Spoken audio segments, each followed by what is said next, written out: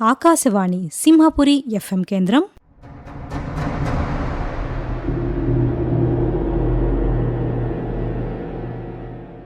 నాలుగు దశాబ్దాలుగా సాహితీ రంగంలో కృషి చేస్తున్నటువంటి శ్రీ ఈతకోట సుబ్బారావు గారు కవిగా, కథకునిగా, చరిత్రకారునిగా, పాత్రికేయునిగా చిరపరిచితులే. విశాలాక్షి సాహిత్య మాసపత్రిక ప్రధాన సంపాదకులైన శ్రీ ఈతకోట సుబ్బారావు గారు మనకు అందించిన నెల్లూరు రాజులు, చారిత్రకమైన నెల్లూరు కోట, వాటి విశేషాలు, ప్రాశస్త్యం గురించి ఇప్పుడు విందాం.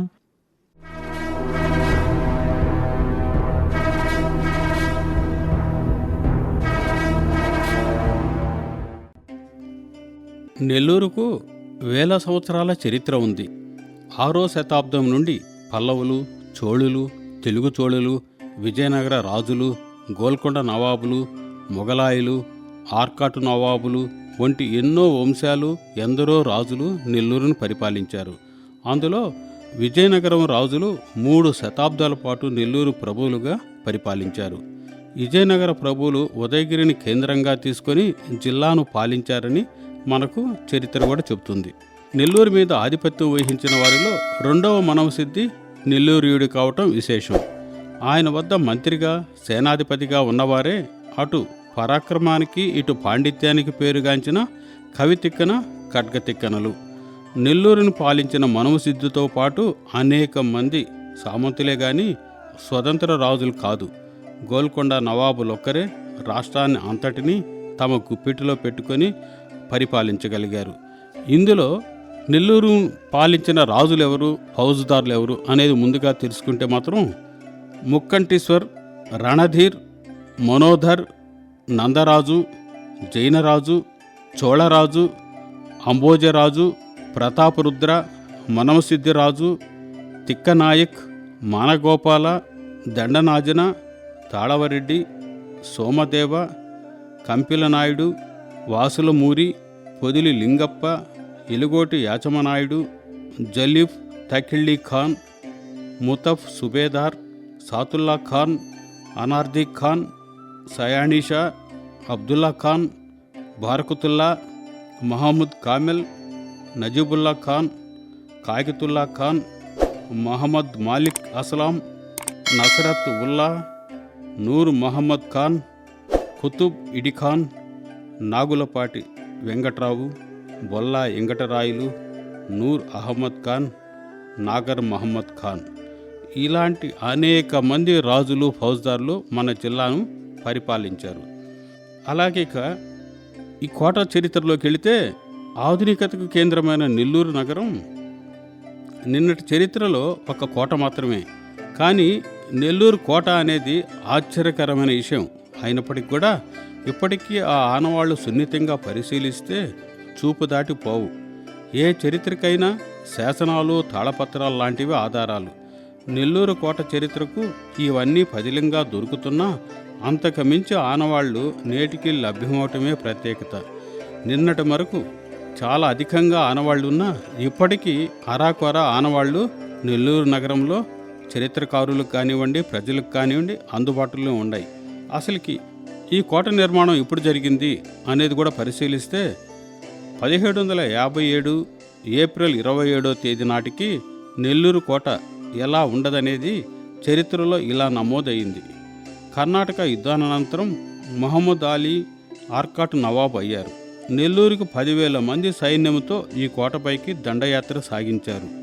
ఇందులో 3,000 అశ్వదళం కూడా ఉంది. నెల్లూరు కోట పెన్నా నదికి 500 గజముల దూరంలో దక్షిణంగా ఉంది. కోట గోడలు మట్టితో కట్టబడి ఉన్నాయి. దర్వాజాలు, బురుజులు మాత్రం రాతితో కట్టి ఉన్నాయి. కోట గోడ 6 అడుగుల ఎత్తులో ఉన్నాయి. ఈ గోడను కట్టేటప్పుడే అచ్చటచ్చట కాల్చిన మట్టి గొట్టములు అమర్చారు. ఈ గొట్టములందే చిన్న తుపాకులుంచి పేల్చేవారు.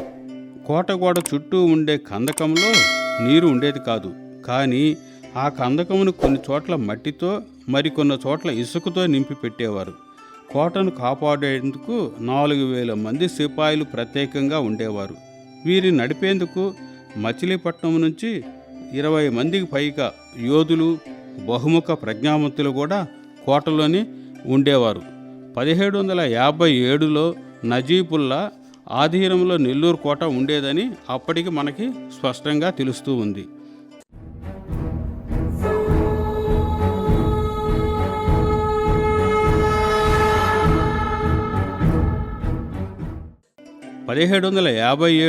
ఏప్రిల్ 29 నుండి 5 రోజులు నెల్లూరు కోటపై ముట్టడి జరిగింది. ముట్టడి పూర్తిగా కొనసాగలేదు. సిపాయిలు కాఫీర్ల తర్వాత యూరోపియన్లు కోటపై దాడి చేసిన నజీబుల్లా వెనకకు తరమగలిగారు. కోట గోడ వద్ద నుంచే ఆ నవాబు సైన్యాన్ని వెనకకు తరిమేయటం అప్పట్లో ఒక చరిత్రకారులు అప్పటి రాజ్యాలు కూడా విశేషంగాను ఘనంగా కూడా చెప్పుకునేవాళ్ళు.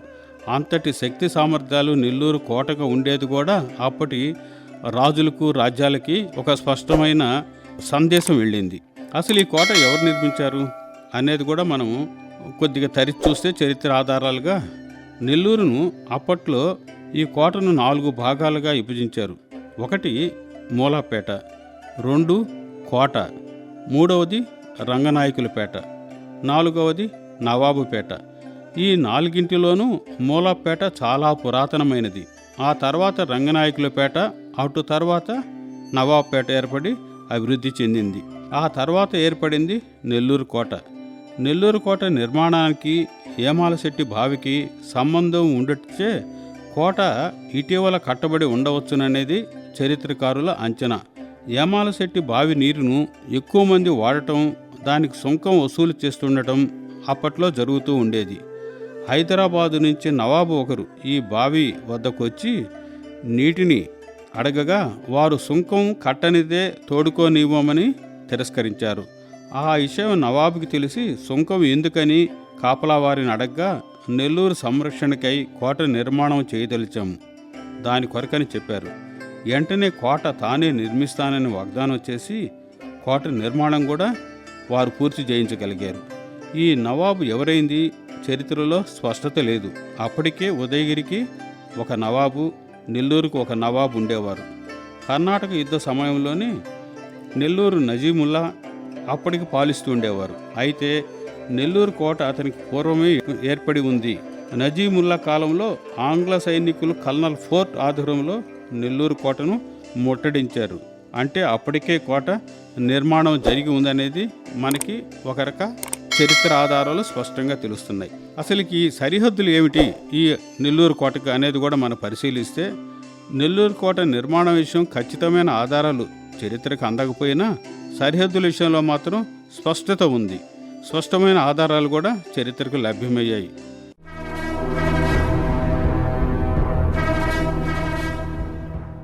ఈ సరిహద్దులు ఏమిటి అనేది చూస్తే తూర్పు ఇప్పటి ట్రంక్ రోడ్డు, దక్షిణం రామిరెడ్డి కాలువ, నెల్లూరు కలుజు కాలువ, పడమట ఇప్పటి కోటమిట్ట రోడ్డు, ఉత్తరం ఇప్పటి పాత పెద్ద ఆసుపత్రి రోడ్డు. ఈ హద్దుల్లోనే కోట నగరం ఉండేది. దానినే కోటగా నిర్మాణం చేశారు. ఈ కోటలోని రాకపోకలకు కొన్ని దిడ్డివాకిళ్ళు కాగా 2 దుర్గద్వారములుండేవి. ఉత్తరమున ఉన్నదానికి కోవూరు దర్వాజా అని, జిల్లా పరిషత్ కార్యాలయ భవనకు పడమట దక్షిణంగా కలిసి ఉన్న దానికి సర్వేపల్లి దర్వాజా అని పేర్లుండేవి. కొంతకాలం క్రిందట కోటమిట్ట రోడ్డులో ఒక స్వరంగం వెలుగు చూసింది. అది కోటలోనికి పోయేందుకు రహస్య మార్గమని కూడా అప్పట్లో చరిత్రకారులు గుర్తించారు. సర్వేపల్లి దర్వాజా, దాని తలుపులు, దానిపై కట్టడం, మెట్లు ఇవి ప్రభుత్వ చట్టపరమైన preservation of India ancient monuments యాక్ట్ను అనుసరించి జాగ్రత్తగా కాపాడుతున్నాయని కూడా మనకు తెలుస్తుంది. సర్వేపల్లి దర్వాజా పక్కన యంగ్ మెన్ ముస్లిం అసోసియేషన్, దాని పక్కన న్యూ టాకీస్ సినిమా హాల్ యజమాని ఇల్లు, దాని పక్కన జడ్పీ ఆఫీసు భవనాలు కూడా కోటకు సంబంధించినవే అప్పట్లో. నెల్లూరులో వార్డు దొర అనే ఒక ఆంగ్లో ఇండియన్ మంచి పేరుగల వకీలు ఉండేవారు. న్యూ టాకీస్ హాలు యజమాని, ఆ భవనము, జడ్పీ వసతులు వార్డు దొరవే. వారు జడ్పీకి అప్పట్లోనే అమ్మివేశారు. కోట ఉత్తరములో ఉన్న కాలువకు ప్రస్తుతం ఉయ్యాల కాలువ అని పేరు. ఇది కోట ఉన్న సమయంలో కోట నుంచి ఇలుపలకు వచ్చే సొరంగ మార్గం. కోట అంతరించిన తర్వాత ఉయ్యాలి దీనిని కాలువగా మార్చారు. ఆ ఉయ్యాలి కాలువ క్రమేణా ప్రజల వాడుకలో ఉయ్యాల కాలువగా రూపాంతరం చెందినట్టు కూడా మనకు తెలుస్తూ ఉంది. ఈ కాలువే ములుముడి బస్టాండ్ మీదుగా అర్చన సినిమా హాల్ ఎదురుగా నర్తకి మాధవ్ సినిమా హాళ్ల మధ్య నుంచి వెళుతున్న కాలువ. అలాగే కోటలో నుంచి దక్షిణ ప్రాంతంలో కూడా రహస్య ఎలుపల మార్గం ఉండేది. ఈ రహస్య సొరంగం ఇప్పటి యూఆర్ కాలేజీ మైదానం వరకు ఉండేదంటారు. ఈ రహస్య సొరంగమే తదనంతరం కాలువగా మారిందని, ఆ కాలువే చేపల మార్కెట్ నుంచి లీలామహల్ ముందు భాగం నుంచి వెళ్ళే కాలువగా మారిందని కూడా చరిత్రకారులు బొందు లక్ష్మీ నరసింహం గారు కూడా అభిప్రాయపడ్డారు. కోటలోకి దక్షిణం నుంచి రావాలంటే కూడా 2 మార్గాలు ఉండేవి. ఒకటి పత్తేకానిపేట సిఎం హై స్కూల్ మీదుగా వచ్చు మార్గం, రెండవది మూలాపేట మీదుగా వచ్చే మార్గం. ఒకప్పుడు మూలాపేట నుంచి సర్వేపల్లి దర్వాజాకు వచ్చు రోడ్డునకు ఆంగ్లేయుల కాలంలో డైకస్ రోడ్ అని పేరు పెట్టుకున్నారు.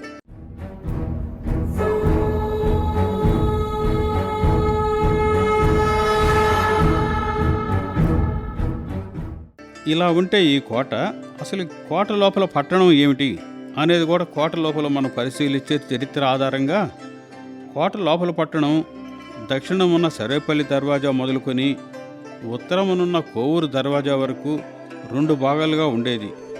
ఆ రోడ్డు పొడవు దాదాపు మైలు దూరం ఉండేది. దీనినే అంగడి వీధి అనేవారు. ఈ అంగడి వీధి ప్రస్తుతం కొంతమేరకు చిన్న బజారు, మరికొంత భాగం పెద్ద బజారుగా మారింది. అప్పట్లో అంగళ్ళు అన్నీ అంగడి వీధి అంటే ప్రస్తుతం పెద్ద బజారు వీధిలోనే ఉండేవి. ఈ అంగడి వీధిలో నీలిమందు వ్యాపారం ఎక్కువగా జరుగుతుండేది. పలు దేశాల వారు దీని కొరకు వచ్చిపోతుండేవారు. పర్షియా దేశపు మొఘలులు ఇక్కడి నుంచే నీలిమందు వ్యాపారాలు నిర్వహించేవారు. అందుకే ఇప్పటికీ ఇక్కడ నీలివారి వీధి అనే ఒక వీధి కూడా ఉంది. అంతేకాకుండా నీలి తోటలు అప్పట్లో ఈ పల్లెపాడు లాంటి అనేక గ్రామాల్లో నీలి తోటలు కూడా దీనికి అనుబంధంగా విపరీతంగా తోటలు పెంచేవారు. అంతేకాకుండా మన చరిత్ర ఆధారంగా కృష్ణపట్నం నుంచి కూడా అప్పట్లో ఈ నీలిమందు కానివ్వండి ఇలాంటి అనేక ఎగుమతులు కూడా జరుగుతూ ఉండేయని మనకి తెలుస్తూ ఉంది. నెల్లూరు కోటలో మొదటి రోజుల్లో ఎక్కువగా మహమ్మదీయులు నివసిస్తుండేవారు. కోటకు ఉత్తరం భాగాన హిందువులు నివసించేవారు. కోటలోని ముఖ్య భాగము బ్యారెక్స్ మైదానము ఇప్పటికీ దానికి బ్యారెక్స్గానే పిలవటం కూడా ఒక విశేషం.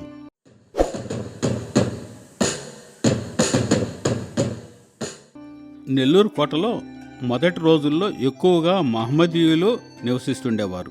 కోటకి ఉత్తర భాగమున హిందువులు నివసించేవారు. కోటలోని ముఖ్య భాగము బ్యారెక్స్ మైదానం ఇప్పటికీ దానిని బ్యారెక్స్గానే పిలవటం కూడా ఒక విశేషం. పూర్వం బ్యారెక్స్ మైదానంలో మందుగుండు సామానులు నిల్వ ఉంచుకునేవారు.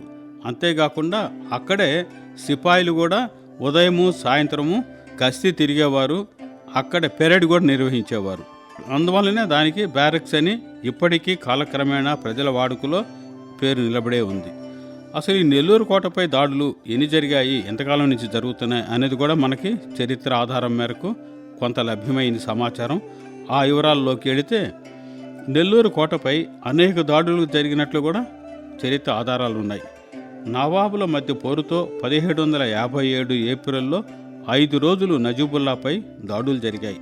వారి తర్వాత సిపాయిలు, కాఫిర్లు, యూరోపియన్లు కోటపై కూడా దాడులు జరిపారు. కల్నల్ ఫోర్టుకు నెల్లూరు కోటపై దాడి చేసి నజీబుల్లా బంధించాలని ఆదేశాలు అందాయి. దెబ్బలతో నలుగుతున్న తన సైన్యం పరిస్థితి వలన వెంటనే కాక 1757 మే 13న బయలుదేరి 15వ తేదీన నెల్లూరు కోటకు 18 మైళ్ళ దూరంలో ఉన్న సంగంకు చేరారు. ఫోర్టుకు మద్రాసు వెంటనే రమ్మని ఆదేశాలు అందగా ఆయన వెళ్ళిపోయారు. జూన్ 1757లో నజీబుల్లా మచిలీపట్నం నుంచి 80 మంది ఫ్రెంచి సైన్యంతో నెల్లూరు తిరిగి వచ్చింది.